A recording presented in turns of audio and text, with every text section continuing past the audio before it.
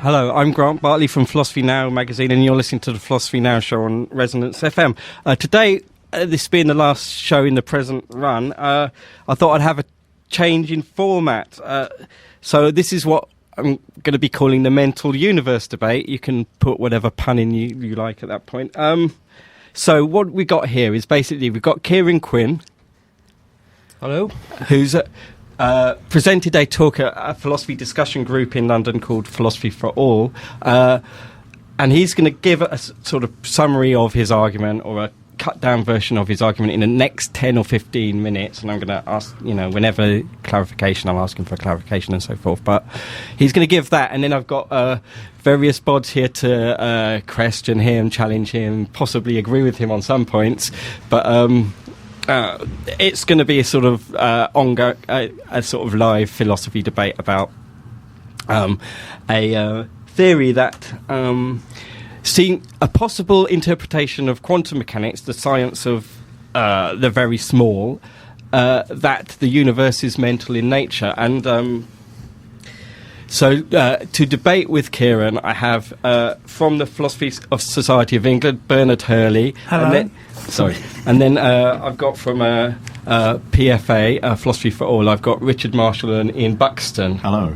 Hello. Okay. So, but for the first part of it, we'll just go straight into Kieran's argument. So if you want to just carry on. Okay, thanks very much, Grant, for your introduction. So yeah, today we're going to have a look at philosophical idealism and modern physics, a topic I recently presented at Philosophy for All in London. Philosophical idealism, or immaterialism as is sometimes known, is the doctrine that only ideas and minds exist.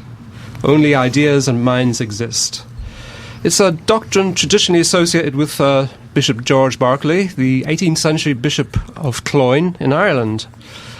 Now, such a view, that only ideas and minds exist, might well sound quite mad to you, quite lunatic, but that's philosophy. Only joking. Some of it. Much more seriously, we should appreciate that what Berkeley was actually denying is the existence of matter as a metaphysical substance. Okay. Do you explain what you mean by that then? What he was denying is that there is, independently of our experiences, something else that is categorically different from our experiences. Okay. And you call it matter, yeah? And it's what he called matter, and what most of us understand by matter. Okay. So, Berkeley was not at all denying the empirical reality of the external world, the empirical reality. How's that different from his denying matter? Sorry. Well, again, matter is something that is categorically, in other words, logically different from experience. Right. And his debate was, how can we infer from our experiences something which is categorically different, in other words, belongs to a completely different domain? And indeed, even if such a substance did exist, what difference could it possibly make to us? Okay, so that's what you mean by empirical, is what you can experience, right? Empirical is what we all experience. In other words, he was not denying the solidity and the concreteness of our experiences at all. Okay. And nor indeed do idealists imply that we can, for example, by thinking, change the workings of the so-called laws of nature. I mean, they are not implying that we are, as it were, magicians of some sort. And just to quote Berkeley himself in his own words, quoting, I do not argue against the existence of any one thing that we can apprehend, either by sense or reflection, that the things I see with mine eyes and touch with my hands do exist, really exist, and make not the least question. The only thing whose existence we deny is that which philosophers call matter, or corporeal substance, and in doing this, there is no damage done to the rest of mankind, who, I dare say, will never miss it. Yeah. So what they're saying is what there actually is, what we know there is experience and experiencing subjects, in other words, ourselves. All that can ever be present to our conscious awareness is experience. Right. Therefore, what justification can there be for inferring from our experience the existence of entities of what I already call a categorically different nature, namely material objects which are not experience. And indeed, even if that hypothesis was true, what difference could it possibly make to us? Right. Now, a fairly obvious problem faced by any idealist is how to account for our conviction that we live in a shared world of at least other minds. That's a pretty serious objection to any form of idealism. Right. For example, how can it be that we all see the same things in great detail when we look at a scene, if each of us is in some sense or other constructing that scene and all its objects in the process of perceiving them? Yeah. You know, maybe there is only my mind and no other minds.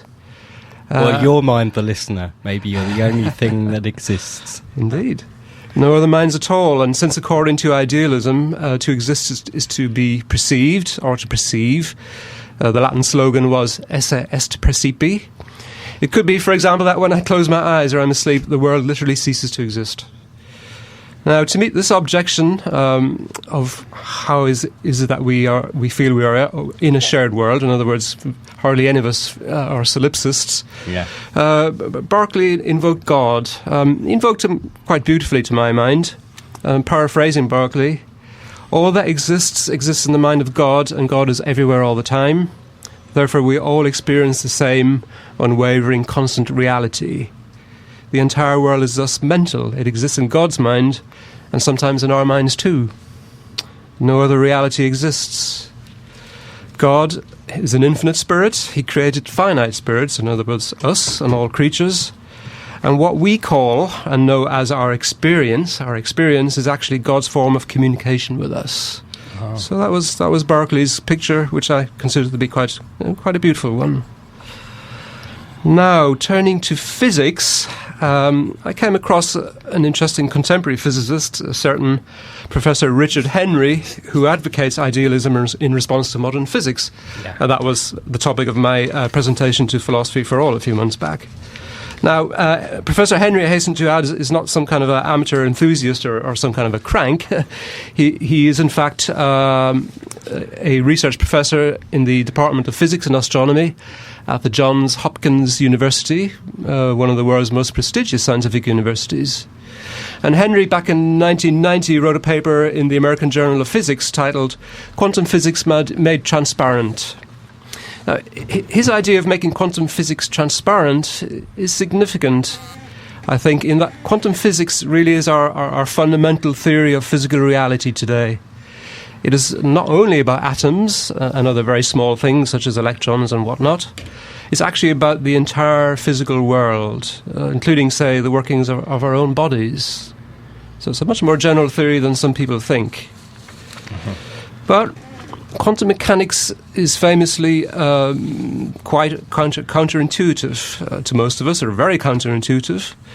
For example, in quantum physics, there seems to be no unique physical world. Rather, there seem to be many simultaneously existing versions of physical reality. Okay. That's the fundamental picture that quantum mechanics gives us. Well, that's one interpretation, let's say. Now, this certainly goes against our intuitions, and really there's been a tremendous debate for the past 90 years or so about what quantum mechanics really means in terms of the nature of reality. No one doubts the usefulness of quantum mechanics. The mathematics as a machine, a mathematical machine, works absolutely beautifully. It's what it really means about the nature of reality that is in question.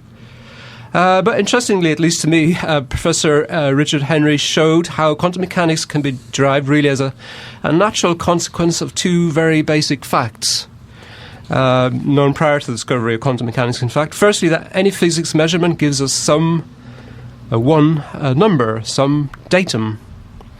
And secondly, that we find that we get stable patterns in the numbers that we do get from measuring some quantities. Not all quantities, but some quantities. Mm-hmm. In other words, the universe, for frankly unknown reasons, exhibits symmetries. Very metaphorically, the universe has a kind of an abstract shape with symmetries in it. And these symmetries result in certain quantities we measure being conserved. The most famous example, which you probably have heard of, even if you don't like physics, is the conservation of energy. This is the consequence really of the smooth, thus symmetrical flow of time. If time were lumpy, if it kind of bunched up and stretched out, we wouldn't have the conservation of energy, and our world would be utterly, utterly different from the world that we all know. Richard Henry's paper uses pretty standard mathematics.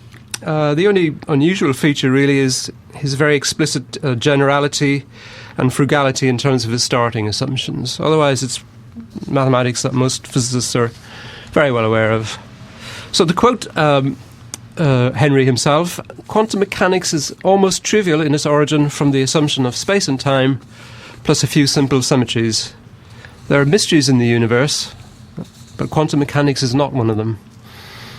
Now, somewhat surprising really for a modern physicist, Henry asserts that physics strongly supports philosophical idealism.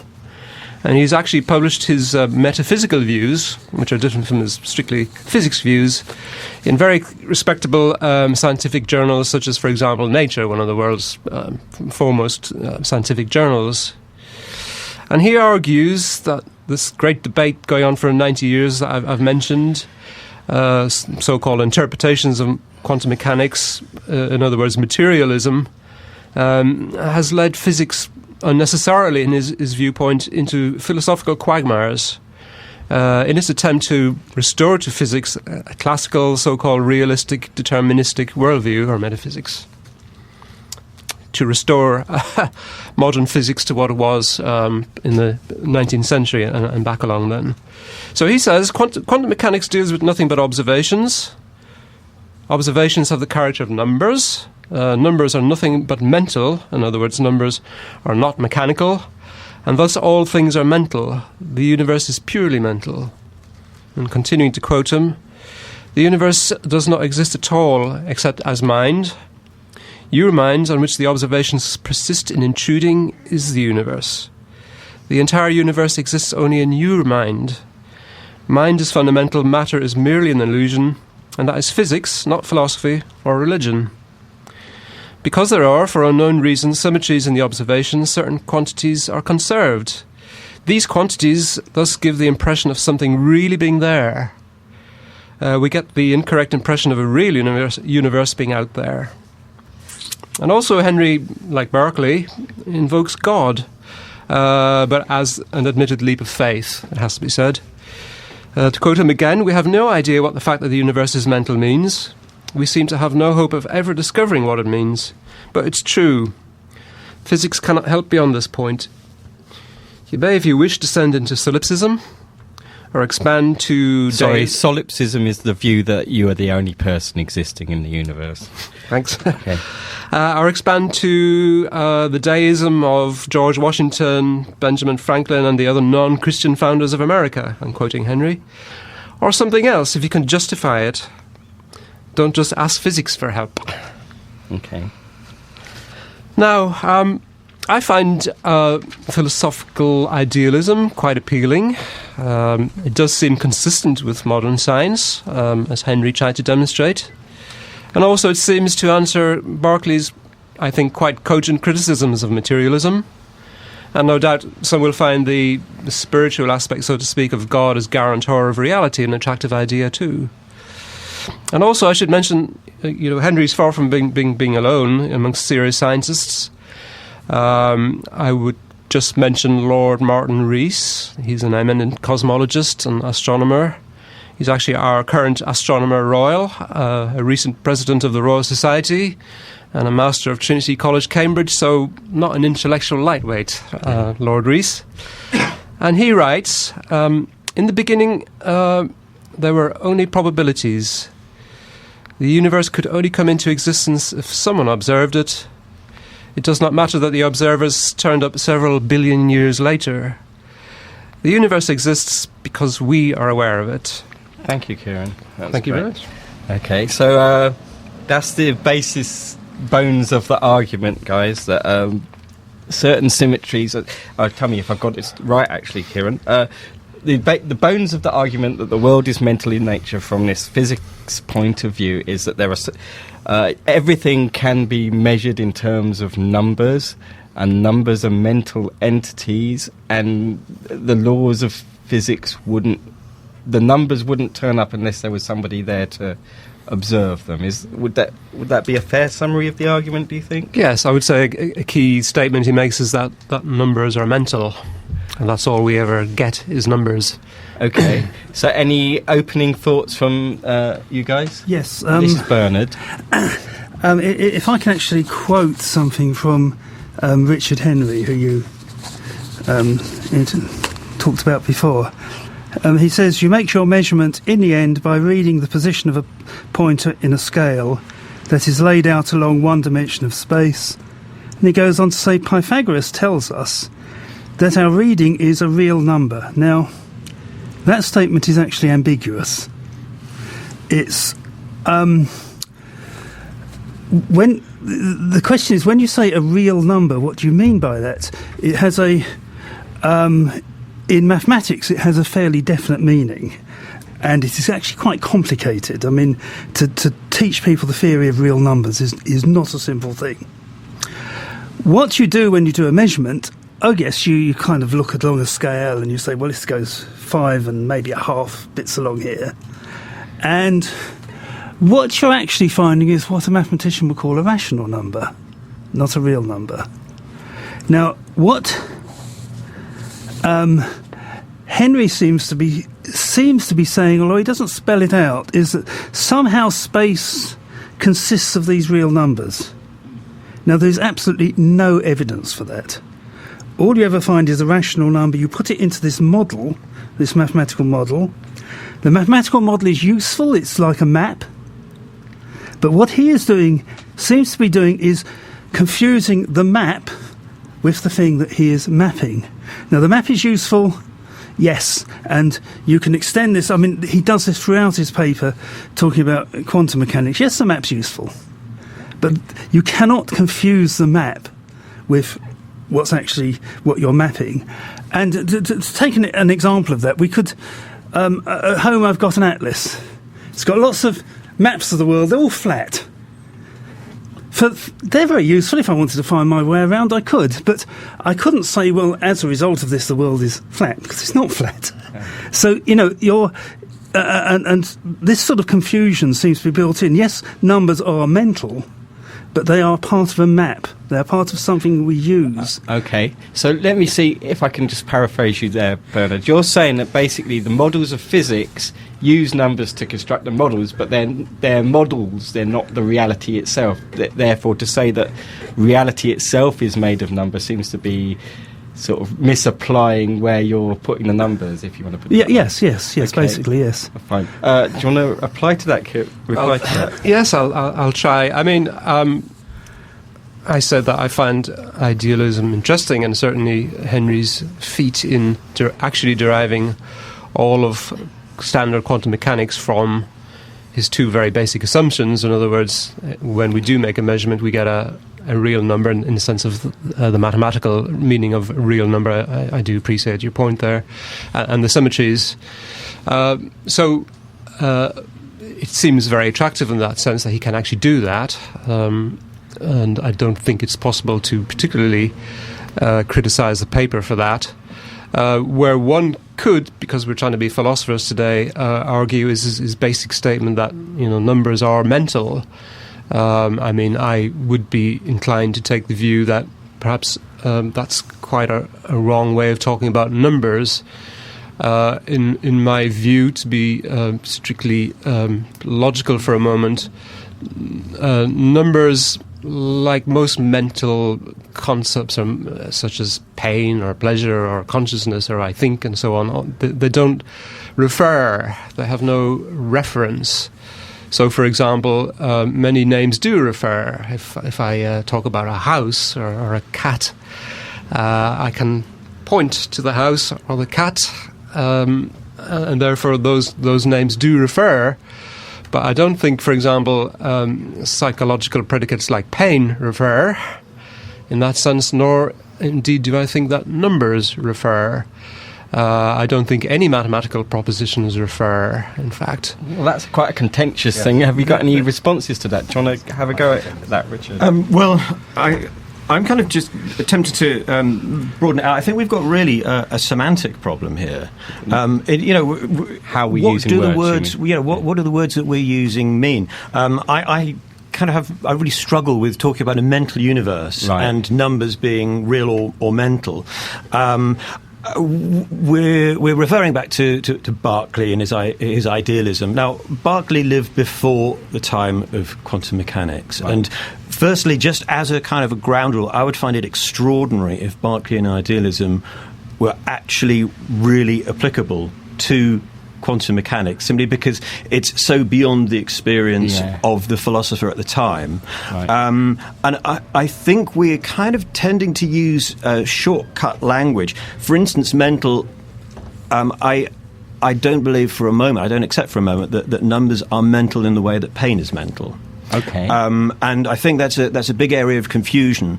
And I suspect if people are listening and imagining that numbers exist because we think of them, I don't think that's what Henry means, and certainly that's not what I would accept. So, in fact, I would actually say numbers are real in the sense that maths is really out there.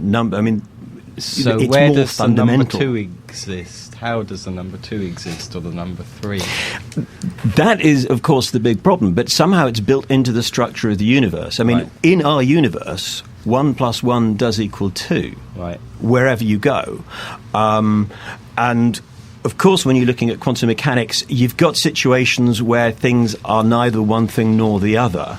And that's something that I suspect we'll get into a little bit later. Look, I just want to throw out the idea. Isn't it possible that if logic doesn't apply in quantum mechanics, then maybe 1 + 1 is 2 isn't real there either? I don't think it's correct to say that logic doesn't apply, but certainly when you're talking about quantum systems or the superposition, which is sort of two possible states of a particle, which can be described by a wave, until a measurement is made to determine the state. Certainly you can't have the normal rules of logic that that a thing is itself, that a thing is not its opposite, and that a thing cannot be both true and false. Because in quantum mechanics, it's the wrong language. It's not just that it's wrong, it's the wrong language. And that's the problem that we have, that we bring our everyday experience, our rational, real-world, material experience in language. How does this impinge on Kieran's argument, or the argument that he's presenting from Henry, that the universe is mental? Well, firstly, I think I'm just bringing in a word of caution. That we hear the word mental and we think it's imagined either by the mind of God or by a person. And although we don't probably want to get into other areas of dualism, different, material stuff and mind stuff and so forth, I think we have to kind of allow that this mental world is not the kind of mental that we think of as in existing in a mind at all. But it is a nature of substance. It is a reality that is not necessarily dependent upon being imagined or perceived at all. Okay, so a sort of Buddhist absolute thing, maybe. I'm reluctant to agree, but for now I'll nod and move on. Okay, Ian, did you want anything? Yeah, thanks. I'd like to make 2 points as quickly as I know we're strapped for time a bit, this thing about number, we could pursue the position of the logician and philosopher of the 19th century, Gottlob Frege, and just say that, numbers, at least the integers, the counting numbers, which is a canonical core from which the other preamble ideas of more abstract ideas of numbers are derived. But we could say that every group instantiates a number. So if there are 2 sheep, or 2 planets, or 2 stars, or 2 whatever, we can say that the number 2 is instantiated. It is a name for a collection of like objects. So that's one way of, as it were, realising numbers. But I think it's tangential to the argument. Much more important, I think, is, without even touching on quantum mechanics, the basic problem with, as is pointed out in the 1940s, the basic problem, quite apart from the slide into solipsism and worse, of subjective idealism or phenomenalism, if you abstract if you leave God out of the question, is that the only thing that exists are percepts, according to Bartley, according to phenomenalism. Now, typically in life, we hardly are ever directly perceptually acquainted with some object we could have a memory of some objects, or we could have read about it in a dictionary or online. So you're saying basically most of life we don't directly perceive things, we remember. Well, exactly. Them For instance, I may say, I've lost my my wallet. Do you know where it is? And a friend may say, oh, you left it in the other room underneath. I think it may have fallen down the back of the sofa or something. Right, yeah. Now, clearly there's nothing perceptual about that. I have to employ a hypothesis and pursue the leads in the hypothesis and fiddle around, and I may or may not find the wallet. The only perceptual... In fact, my first perceptual acquaintance with the wallet would be my tactile acquaintance, my feeling the wallet, so we wouldn't even be seeing it. But so most how objects could that are... work is the question. Well, yeah, exactly. I mean, the way that we conceptually associate objects, the way we put things together, the way you can navigate around the planet is by links, memories, ideas, and models of the world, much more basic models than physics, as Bernard and Richard have been saying. But nevertheless, we have, in a sense, you could follow J. Biss Haldane and say that science is self-conscious common sense, which I believe is a good first take on what the scientific enterprise is. But certainly, most things are... I mean, I'm thinking of Antarctica now, but it's not perceptual. I'm sure that the continent exists. Right. Could we say that Antarctica didn't exist before people, inverted commas, discovered it? What about the conscious penguins who are walking about in it? I mean, okay, do you want to reply to any of these points, Kieran, that these people have made?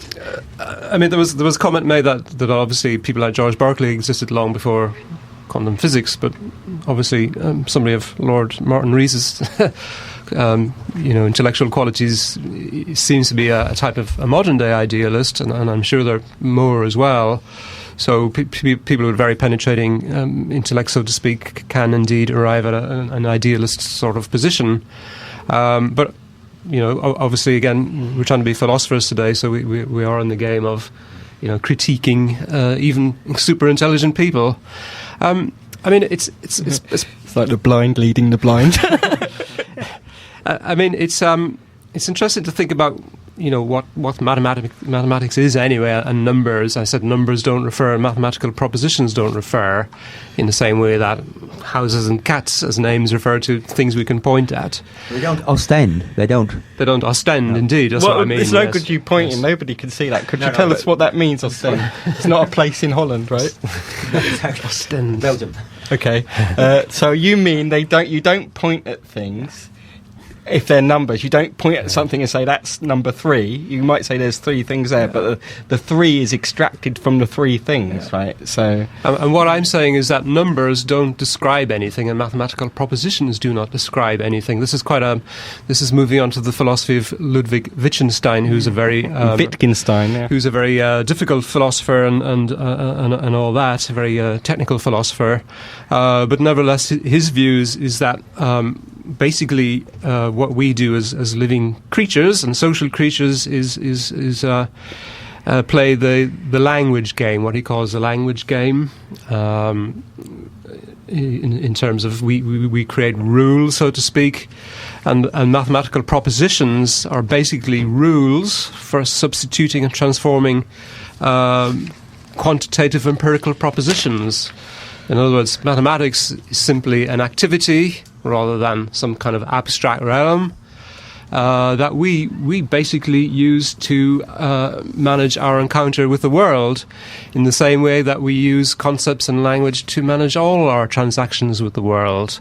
So how does this help your argument now? That's what I don't understand. Well, again, I mean, if I think about Henry and idealists, I suspect they are saying there's this mental realm, right, which includes numbers, and then totally separately from them there's this physical realm which they deny altogether. But why do we have to split the world in that way? I mean, this is something that kind of goes back to Descartes. Okay. Whereas somebody like Wittgenstein would say something along the lines of, there's only one world, we encounter it in various ways. We invent concepts, in other words, language, often for completely non-theoretical reasons, like talking to other people about ourselves and our feelings and all the rest of it, totally non-theoretical. We also invent rather more theoretical concepts. I mean, basic numbers are not that theoretical, but they're somewhat theoretical. And when it comes to subjects like quantum mechanics, one needs to create extremely sophisticated mathematical propositions, but they're still just rules. Okay. Which have no justification in their own right. They do not depend on any a priori structure of the universe. Right, we won't even get into that. Bernard, what do you want? Because I'm glad you mentioned Wittgenstein, because I was going to come over somewhat Wittgensteinian. You're always going to try and sneak him in, weren't you? Rich, yes, I was, yes. Now, Richard said we might live in a world where 1 + 1 didn't equal 2. I would say that is a completely meaningless statement. Things like 1 + 1 = 2 are part of the grammar of our language. Right. They're not, in a sense, they're not even statements at all. They're just part of the grammar of the language. You mean they're necessarily true for words to have meaning? No, I wouldn't say they were necessarily true. Right. I say they were part of the grammar of the language. They're definitions. But that doesn't mean anything. I mean, they're not the grammar of French language. They're in a sense, no, but in this sort of extended language, we use them internationally.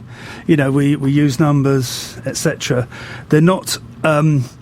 They're not actually part, and they become incorporated into French, into English. Right. And we use different words for them, but and I would say there is no observation empirically you could make which would either tell you that 1 + 1 = 2 or 1 + 1 doesn't equal 2. It's just not an empirical proposition. Well, Wittgenstein would say they're tautologies, to say that 1 + 1 = 2 he is a would, tautology. yes, and I would actually disagree with him. Right. I don't know if later. I don't know if you really want to go down this route. I mean, can we play a track and then we'll get back into debate? All right, we'll be back after Hawkwind.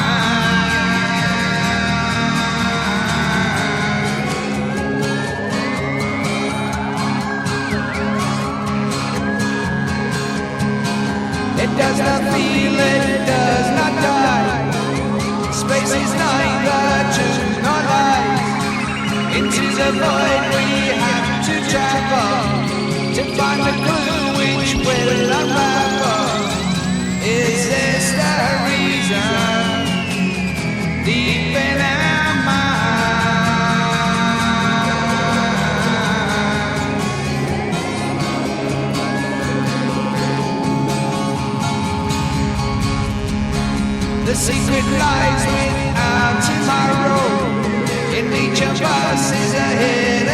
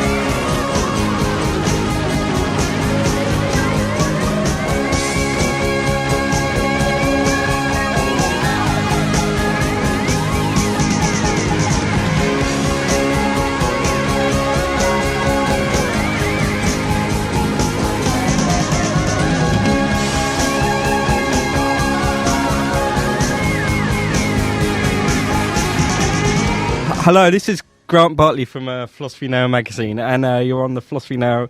You're listening to the Philosophy Now radio show on Resonance. I've got Bernard, Richard, Ian, and Camilla arguing with Kieran about this argument that Kieran presented, that certain people might think that quantum mechanics implies that the world is mental in nature. Now, I wonder if you could just summarise for people why quantum mechanics says the world, or why some people say that it says the world is mental in nature. Okay. Henry, for example, says that one can derive, using all the mathematics, of course, one can derive quantum mechanics, the whole mathematical apparatus of quantum mechanics, from two really simple points. One is that when you make any kind of measurement, you get a number. And secondly, those numbers have a pattern to them, or some of those numbers have a pattern to them. If you bring those two facts together, you can actually derive standard quantum mechanics. Many other people also have the view that quantum mechanics seems to imply, and you can hear my qualification, seems to imply that experiments change according to whether or not you as a conscious being make a decision. In other words, that somehow consciousness is implicated in the physical workings of quantum mechanics. And as I mentioned, quantum mechanics is really all of modern physics. So that's quite a big claim. So those are the two basic reasons. I've got people sighing and rolling their eyes around the studio here. So, but you heard my qualifications. What did the sire? Please say why you disagree with that. First of all, modern physics stands on two legs, and the other one is general relativity, of course, not just quantum mechanics. And the big problem is to reconcile quantum mechanics with general relativity. There's been a reconciliation with special relativity, but that's only for inertial frames, so-called inertial frames. This idea that you can just derive quantum mechanics from numbers and groups of numbers needs to be qualified. I mean, it emerged empirically as a result of the work of Max Planck, and then, of course, Einstein decided to be iconoclastic and reach out, tested something, and it became fruitful. And then Bohr got into the game, and things started rolling. But I think this idea that as it were, there's a mental aspect to quantum mechanics really came in with von Neumann. It was a brilliant mathematician, but at the same time, perhaps not a very good philosopher. It would take a lot to expand that, so I don't want to take another hour or so explaining what I mean by that, but I think it's something which could emerge from further discussion. Okay, but that doesn't explain why you think that he's wrong to say that the quantum mechanics says the universe is mental. Oh, von Neumann, or why you think that's a wrong interpretation of quantum mechanics? Yeah? Well, it's gratuitous for starters. It's not in any of the postulates of quantum mechanics. This thing about the notion of the so-called collapse of the wave function, even though it's become a very populist slogan, and everyone who's had casual acquaintance with quantum mechanics seems to think there is such a thing. In fact, what you're saying is there's a restriction to a finite number, or usually a finite number, of outcomes, given possibly continuous distribution. So you have a range of numerical values of some parameter, and maybe just some values will come out, and you say, "Well, launching off into the stratosphere." Sorry, no. I mean, it's not. I'm not the mathematician Bernard is, but nevertheless, just the idea that certain numbers can appear. From that, nothing really follows about the so-called metaphysics of quantum mechanics. Well, that's a fairly basic rebuttal. So just because it's made of numbers doesn't mean anything about quantum mechanics isn't made of numbers. It's just a mathematical expression of what seems to be happening physically. We don't understand, of course, physically what's happening. That's the big question: how to interpret what it means for the universe. Whether there are many worlds, as you say, it's not a unique interpretation. So you don't even know how to interpret the data you get, let alone give a metaphysical, sure interpretation that it is like this. That seems to be the thing. So have you got a response to that there, Kieran? First of all, I obviously take your point that physics is not just quantum mechanics. I was obviously somewhat simplifying. General relativity is the other major leg of modern physics. And actually, cutting-edge physics today, at the most fundamental level, is the attempt to integrate quantum mechanics with Einstein's theory of gravitation. But we await the outcome of all that. I think it's also a very good point that even people of von Neumann's stature, who was an extraordinarily intelligent and creative individual, probably wasn't that good a philosopher. And what I would say is that philosophy is potentially a very broad kind of subject, and different people think of philosophy in different ways. But philosophy, as is practiced in the world today, can be incredibly sophisticated, involving really sophisticated understanding of logic and so on. And therefore, a lot of scientists pronouncing on philosophy seem to me not to be that strong. I mean, we've heard Stephen Hawking saying philosophy is dead, for example, which is quite a controversial claim. And to go back to mind, Bartley, you want to ask me something about? No, I want you to reply to his point about why the mind isn't implied by quantum mechanics. Some people, as I've said, including people like Henry, have said that if you simply assume idealism, then you can derive all of quantum mechanics. Right. So why is that a proof of idealism? Could I say something? I don't sure. think Henry's paper, and I don't want to go into it because he talks about Hamiltonians and things, which we're going to lose the audience. But lose me. Throughout the paper, he sort of slips in extra assumptions all the time. Right. There are lots of them. A sign of a bad philosopher. And I don't think his idea that, well, if you assume idealism, then you can derive the whole of quantum mechanics, so it isn't surprising that the world looks like it does, works. The paper is actually presented as published as a way of presenting quantum mechanics to students, so that it doesn't look that weird, which actually, if that's its aim, it's actually quite good. Right, okay. But So it's not as a sort of philosophical So you're argument. saying that even the argument that Kieran's extracting from the paper isn't the argument that this guy is making anyway? Well, it's not what he says in his paper in the American Journal of Physics, but if you look at his little tiny article in Nature, which is just one page, he does make that argument. Fine, okay. But just as a way of presenting quantum mechanics, so it doesn't look as weird as you might think it would be. Some of the things look quite natural if you think of them this way or that way. That's quite good. But it doesn't show that just assuming nothing about the world, just assuming idealism, you can derive quantum mechanics. Right. It doesn't show that at so all. the argument doesn't prove what it's being asserted to be. Yeah, that's right, yes. Okay. I think one of the problems with philosophical approaches to quantum mechanics. Well, firstly, I agree with a couple of comments that have been made, which is that generally physicists don't make good philosophers. Right. Philosophers don't usually make good physicists. Don't make good physicists. I claim to be neither, so I guess I'm okay.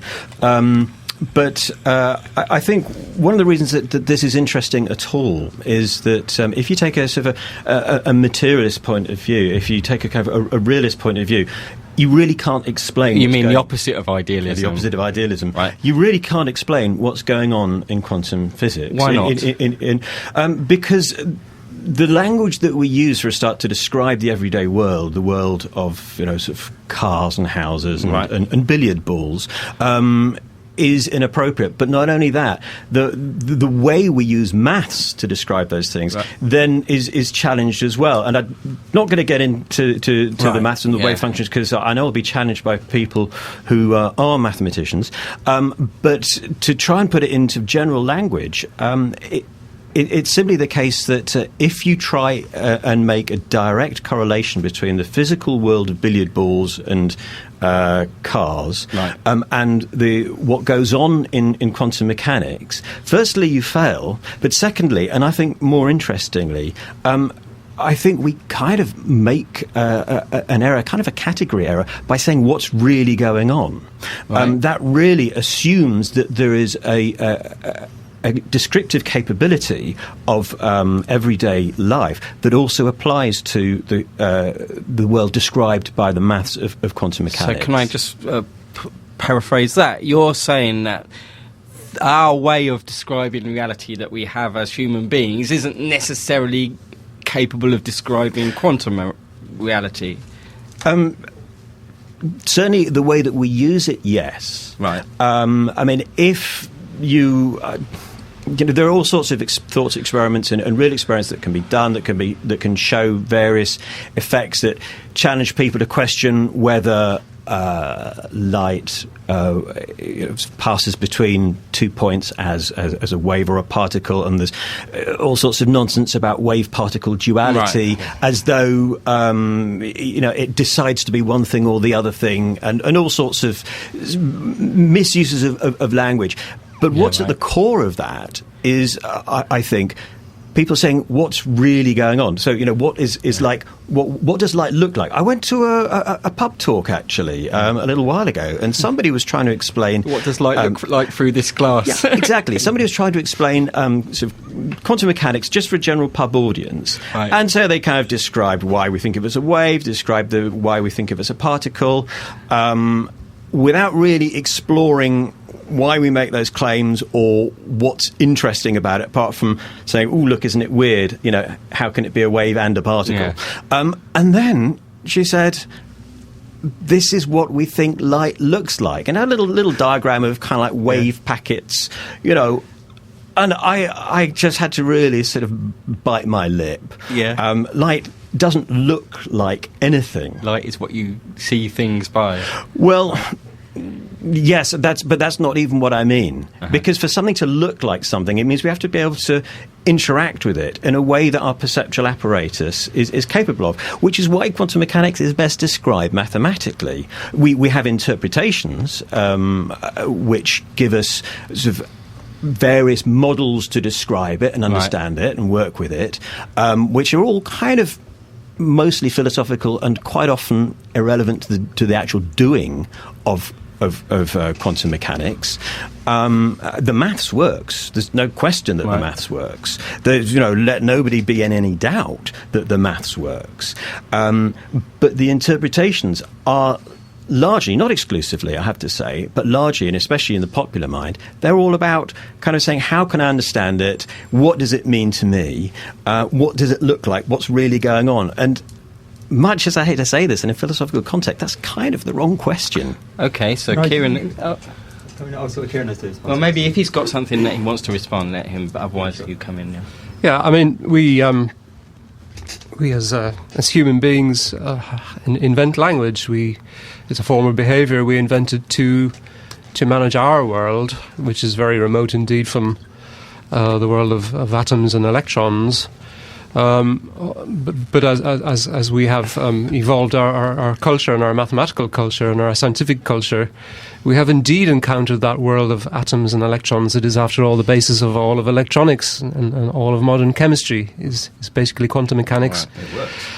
But you're right, Richard is right, that to do that we have had to invent a very abstract form of language. It's still language. Yeah. Maths is still language. It's still rules that are justified by their usefulness rather than any a priori metaphysics, but it works. On the other hand, I would say that we are metaphysical animals, as Schopenhauer described us. We do have a kind of a need to kind of get to the bottom of what reality really is. Okay. And all these discussions of what quantum mechanics really means, this whole debate about interpretation, so-called interpretations, is an aspect of us as metaphysical animals. We want to find out what the world, what the essence of the world is, what must be true in any possible world. We want some kind of, what I would say, a kind of a closure on deep existentialist questions. Yeah, okay. And that's a very natural part of the human person, the metaphysical animal. Okay, Ian, what were you going to say, man? Yeah, thanks. Well, just to get back on, to come back to what Richard was saying, I'm sure he wasn't being disingenuous when he was saying that we live in a, as it were, a different world from the world described by quantum mechanics, because clearly it's the very small world in general, though the wave function can describe a quantum state which can span a whole cluster of galaxies, but we won't go into that.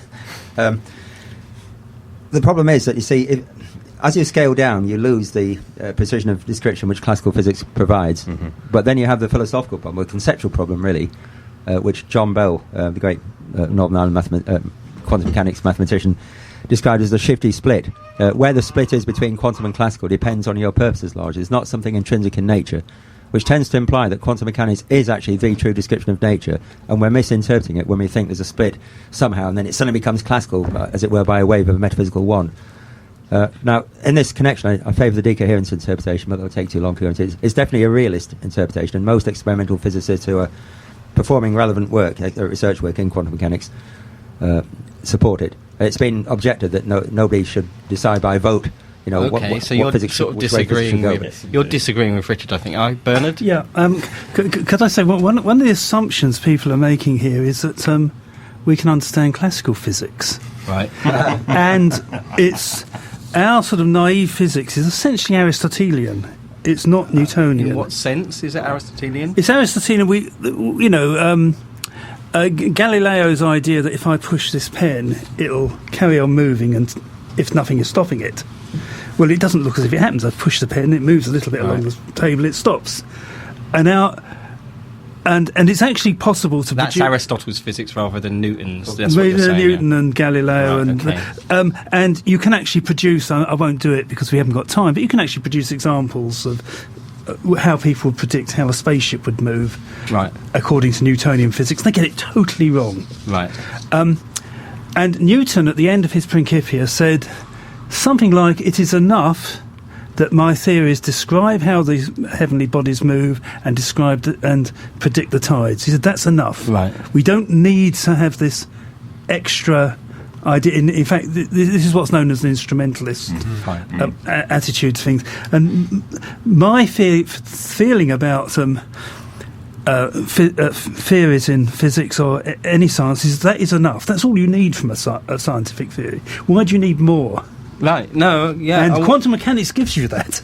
Okay, look, we're coming to an end of the show now, so I wonder if you just want to quickly reply to these comments. I mean, you've got Richard saying, we can't really know what's going on at the ultimate level. All we can do is make observations and construct models. Bernard's is saying this instrumentalist view that all we've got is a way of interacting with our instruments, and then Ian's possibly putting forward a realist view here. So how would you respond to that, and how would you fit that in with the overall idealist position? Yes, well, another description of the instrumental version of science is the shut up and calculate school of quantum mechanics, right? Which is, says what it says in a way, but stop fussing about metaphysics. And just do your calculations. And indeed, if you do your calculations, quantum mechanics, apart from general relativity, pretty much describes everything you're going to see in nature. But as I said, we have this kind of ineradicable desire to kind of go further in terms of what is reality. Is there something that is fundamentally the essence of the world, or is it just going to be forever and ever more and more scientific facts, and we just have to kind of live with whatever the scientists find? So if there's always going to be that kind of situation of some people want what they consider to be deeper answers than science can give us. Okay, thank you very much, Kieran.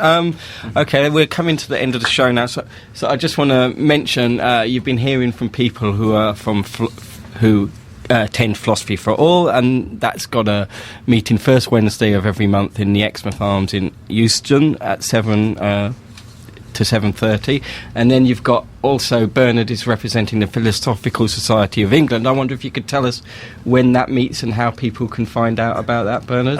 Well, we don't have sort of lectures as such. We normally have a little pub discussion, right? And it's normally fairly small, so and we couldn't actually accommodate a vast number of people. But I'll tell you when the next one is. It's in the Thornbury Castle. Right. That's at 29A Enford Street, and that's near Baker Street Underground Station. Right. If you want to know, and the next one's on the second Monday, which I think is the 14th of next month at 7:15, and it's about bad language. Okay. If you want to contact... Can you repeat the date again? 7:15 at the Thornbury Castle? Thornbury Castle, and that's on the 14th of July. Okay. Is that about Wittgensteinian bad language? No, it could be. If you want to know about it, the easiest way is to email me, and that's Bernard. That's at Marcade. That's marcade.biz. B-I-Z. Okay. Do you want to just repeat that again? Yes, the email would be Bernard at marcade.biz. And if you put in the subject the letters PSE, you'll know what it's about. Yeah, I know what it's about because I get hundreds and thousands of emails. Great. Right, this is the end of this run. We'll probably be back fairly soon on the airways, but as of now, not knowing quite when. You can listen to the podcasts of past shows on the Philosophy Now website, and I'll just say thank you for listening and goodbye. And to prove that I'm not a hippie, here's some Black Sabbath.